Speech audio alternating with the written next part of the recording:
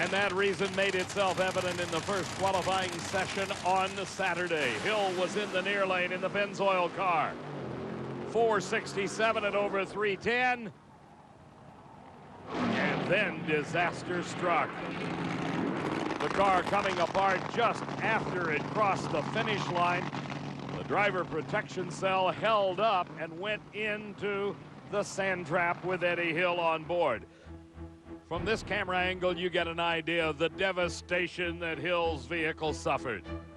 The wing collapsed, the tires let go, the rear end came off, the nose of the car came around, and it hit the guardrail.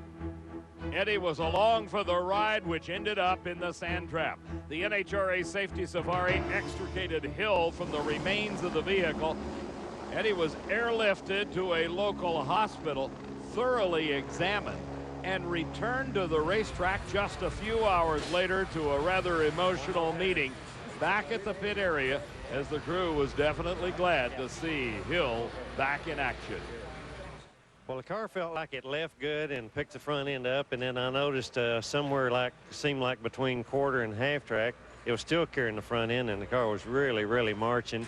And then the car made a violent move. It seemed to me like the way I recall, right after I dropped the chute and shut the fuel off. And the thing did such a violent twitch or whatever happened down there that it kind of disoriented me for a while. It seemed like something else hit. And then I opened my eyes briefly, and sparks are flying by. It felt like I was still running 150 mile an hour with the sparks just boogieing by me.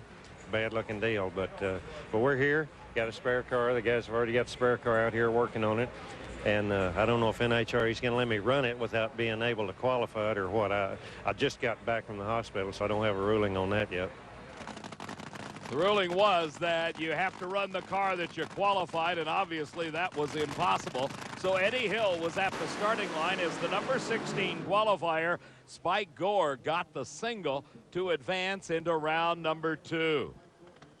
After Gore crossed the finish line, Eddie walked up to the starting line, used his foot to stage, and the crowd, well, they just went crazy. Eddie and Ersie Hill. The good news is that Eddie is okay.